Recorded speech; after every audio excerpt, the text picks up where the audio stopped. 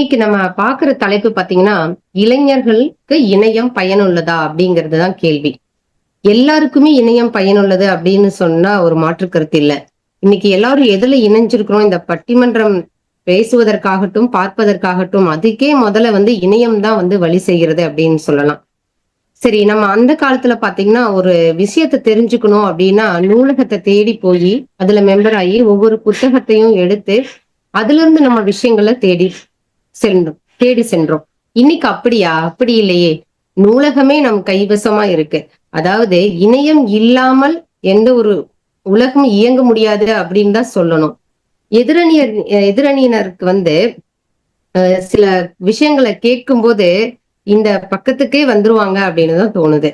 இப்ப பாத்தீங்கன்னா பொழுதுபோக்கு அப்படின்னு எடுத்துக்கிறோம். நம்ம வீட்டுல உள்ள போறதுக்கு எப்படி ஒரு கதவு முதல்ல நுழைவாயிலா இருக்கோ அது மாதிரி தாங்க நம்ம வாழ்க்கைக்கு இணையம் அப்படிங்கிறது ஒரு நுழைவாயில் அப்படின்னு சொல்லலாம். இன்னைக்கு பாருங்க, நம்ம ஒரு விஷயத்த தெரிஞ்சுக்கணும் அப்படின்னா ஒண்ணும் இல்ல. நீங்க ஒரே ஒரு வார்த்தை கொடுத்தீங்கன்னா அது கொடுக்கும் 1000 விடயங்களை அந்த மாதிரி இணையத்துல நம்ம தேடி போலாம். அதுக்கப்புறம் நம்ம வேலை இல்லை அப்படின்னு சொல்லிட்டு, அதாவது வேலை வாய்ப்பை உருவாக்குறதாகட்டும், அப்புறம் நம்மளுடைய திறனை மேம்படுத்திக்கிறதாகட்டும், ஒருத்தங்க கிட்ட பேசுறதுக்கான தொடர்புகளை உருவாக்கிக்கிறது, இது எல்லாத்துக்குமே முக்கியமான காரணமா இருக்கிறது அப்படின்னு பாத்தீங்கன்னா இணையம் தான். இன்னைக்கு கல்வி அப்படின்னு சொல்றோம் இல்லைங்களா? இன்னைக்கு நம்ம எத்தனையோ பேரு யூடியூப்ல வந்து ஒரு சில நேரம் நம்ம படிச்சிருந்தாலுமே கூட புரியாத விஷயங்களை மீண்டும் தெரிஞ்சுக்கிறதுக்கு யூடியூப் நம்மளுக்கு மிகவும் உதவிகரமா இருக்கு. அதை தாண்டி நிறைய போட்டித் தேர்வுகள் எழுதுறதுக்கு அறிவு களஞ்சியம், நம்ம என்ன விஷயங்களை தேடி போறோம் அப்படின்னா அது சம்பந்தமான விஷயங்களை சற்று விரிவாகவே கொடுக்குது அப்படின்னு தான் சொல்லணும். அதுக்கப்புறம் பாருங்க, நம்மளோட திறமை. இப்போ இன்னைக்கு நம்ம ஒரு திறமை இருக்கு அப்படின்னா அதை வச்சு நம்ம எப்படி வெளிவரோம், நான் யார் அப்படிங்கறத ப்ரூஃப் பண்றதுக்கான ஒரு கருவியே இணையம் தான். இன்னைக்கு பாருங்க, எத்தனையோ பேருக்கு பாட தெரியும், ஆட தெரியும், கவிதை எழுத தெரியும், சமைக்க தெரியும். எத்தனை திறமை இருந்தாலும் கூட நம்ம அதை எப்படி வெளிக்கொண்டு வர்றது அப்படிங்கிறதுக்கு நீங்க உங்க வீட்டுல இருக்கிற யாராவது போய் உங்களுடைய பெருமைகளை பற்றி சொல்லுவாங்களா? சொல்லுங்க. ஆனா இணையத்துல நீங்க ஒரு பதிவு போடுங்க, ஆனா மக்கள் பாராட்டுவாங்க பாருங்க. அதுக்கு பஞ்சமே இருக்காது, அவ்வளவு ஒரு வாழ்த்துக்கள் குவியும். ஏன்னா ஊக்குவிக்கிறதுக்கு இணையம் ஒரு காரணியா இருக்கு அப்படின்னு சொல்லலாம். அதுக்கப்புறம் பாருங்க, இன்னைக்கு ஒண்ணுமே தெரியல அப்படின்னு சொல்றவங்களுக்கு கூட இணையம் எப்படி உதவுது அப்படின்னு சொல்லிட்டு, ஆன்லைன் பிசினஸ் ஆகட்டும், புதுசா ஆப் டெவலப் பண்றதாகட்டும், ஒரு மியூசிக் கத்துக்கிறதாகட்டும், ஒருத்தங்களுக்கு ஒரு விஷயங்களை சொல்லி தர்றது அப்படிங்கறது இணையத்து மூலியமா நம்ம தெரிஞ்சுக்கலாம். சரி, நம்ம போய் ஒரு பில்லு கட்டலாம் அப்படின்னு இன்னைக்கு பாருங்க, இப்ப இருக்கிற காலகட்டத்துல அடிக்கிற வெயில்ல வெளியில போக முடியுமா? நம்ம அதை கொஞ்சம் யோசிச்சு பார்த்தோம் அப்படின்னா இணையத்தை கையெடுத்து கும்பிடுவோம் நம்ம எல்லாருமே. ஏன் தெரியுங்களா? நம்ம வீட்ல இருந்தே நம்ம இபி பில் கட்டுறதாகட்டும், ஒரு ஸ்கூல் ஃபீஸ் கட்டுறது, அதுக்கப்புறம் நம்ம ஒரு பொருள் வீட்டுக்கு நம்மளை தேடி வருது அப்படின்னா எப்படிங்க? கையில இந்த மொபைல் இல்லாம உங்களால எந்த ஒரு விஷயத்தையுமே செய்ய முடியாது அப்படிதான் நம்ம சொல்லணும். அதாவது ஒரு உதாரணமா சொல்லுவாங்க தெரியுங்களா, அவனின்றி எதுவும் அசையாது அப்படின்னு சொல்லிட்டு, அந்த மாதிரி நம்மளோட இதயம் துடிக்கிற மாதிரி நம்மளோட இணையம் நம்ம கைவசம் இருந்துட்டே தான் இருக்கும். அதுக்கப்புறம் நம்மளோட உலக அறிவு அப்படின்னு சொல்லி நம்ம பார்த்தோம்னு வச்சுக்கோங்களேன். நம்ம ஒண்ணு இல்ல, நம்ம இன்னைக்கு நடக்கிற விஷயங்களை நொடியில கையில கொண்டு நம்மளுக்கு சேர்க்குது அப்படின்னு சொன்னா அந்த இணையத்தை நம்ம மெச்சி நம்ம ஏத்துக்கணுங்க. ஆனா சொல்லலாம், இந்த இணையத்தினால நம்மளுக்கு பயன் என்ன இருக்கு அப்படின்னா, அத பையனா பார்க்கும்போது மட்டும்தான் அது என்ன அப்படிங்கறத நம்ம உணர முடியும்.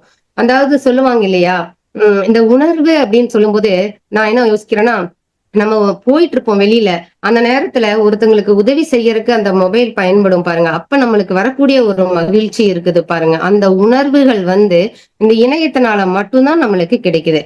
புதுசா ஒரு விஷயத்த நம்ம கண்டுபிடிக்கிறதுக்கு, தெரிஞ்ச விஷயத்துல இருந்து இன்னும் மேம்படுவதற்கு இணையம் ஒரு முக்கியமான வரப்பிரசாதம் அப்படின்னு தான் சொல்லணும்.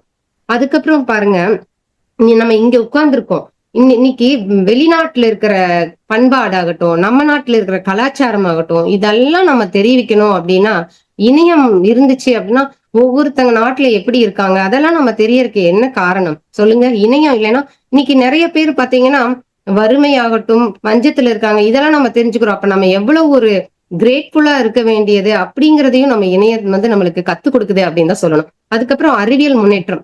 அறிவியல் முன்னேற்றம் சொல்லும்போது நம்ம பெருசா ரொம்ப எடுத்துட்டு போகணும்ட்டாலாம் இல்ல. சின்ன சின்ன விஷயங்களையும் நம்மளுக்கு கையளவுல எடுத்துட்டு வர்றது அப்படிங்கிறது இந்த இணையம் வந்து நம்மளுக்கு பயனுள்ளதா இருக்கு.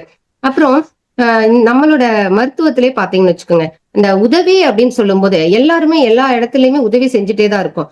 ஆனா ஒருத்தங்களுக்கு ஒரு சின்ன ஆக்சிடென்ட் ஆயிடுச்சு, இந்த குழந்தைக்கு வந்து நீங்க உதவணும் அப்படின்னு சொல்லும்போது ஒரே ஒரு மெசேஜ் தான். அந்த மெசேஜுக்கான காஸ்ட் கூட நம்ம செலவழிக்கிறோமோ இல்லையோ, ஆனா அது கொடுக்கக்கூடிய மதிப்பு அப்படின்னு பாத்தீங்கன்னா, அந்த அந்த அம்மா வந்து சொல்லுவாங்க பாத்தீங்களா, என் குழந்தைக்கு உதவி செய்தவங்க எல்லாருக்கும் நன்றி அப்படின்னு சொல்லிட்டு ஒரு பின்னூட்டம் போடுவாங்க பாருங்க. சார் கேக்குதுங்களா? கேக்குது, பேசுங்க பேசுங்க.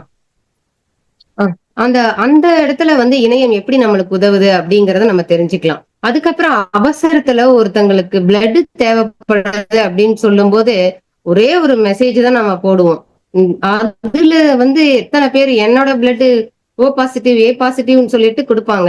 சோ அந்த ஒற்றுமை எல்லாம் வந்து எப்படி வருது, அதாவது ஒரு சமூகத்துல இருக்கிற மக்களை இணைக்கக்கூடியதா இணையம் இருக்குது அப்படின்னு தான் சொல்லணும்.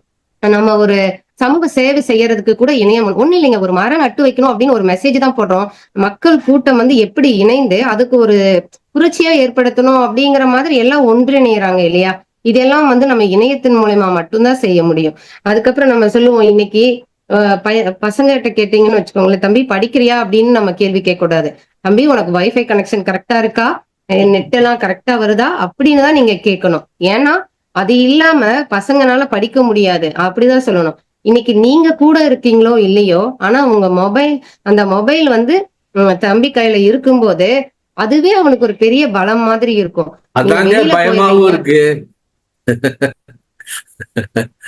அதனால நான் என்ன சொல்ல வர்றேன் அப்படின்னா, அந்த இணையம் ஒரு கத்தி மாதிரிங்க. உங்க கத்தி வந்து ஒரு மருத்துவர் கையில இருந்துச்சுன்னா, நீங்க எப்படி நம்மளுக்கு உதவுதோ அது மாதிரிதான் இணையத்தை நம்ம எப்படி பயன்படுத்துறோமோ அதை பொறுத்துதான் இணையம் வந்து பயனுள்ளது அப்படிங்கறத நான் சொல்றேன்.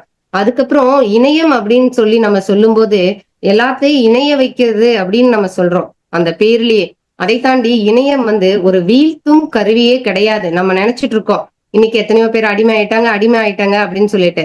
அடிமை ஆகிறது கிடையாது. அது வந்து நம்மளை வந்து விழித்தெழச் செய்யும் ஒரு கருவி அப்படின்னு நம்ம நினைச்சிட்டோம்னா நம்ம அதுல இருந்து மேம்படுத்துறோம் அப்படிங்கறத நம்ம பார்க்கணும். நம்ம நேர்மறையோ உபயோகப்படுத்தணும்னா பலன் நிச்சயமா வெற்றியாதான் இருக்கும். ஆக இணையம் ஒரு இதய துடிப்பி போன்றது என்று என் உரை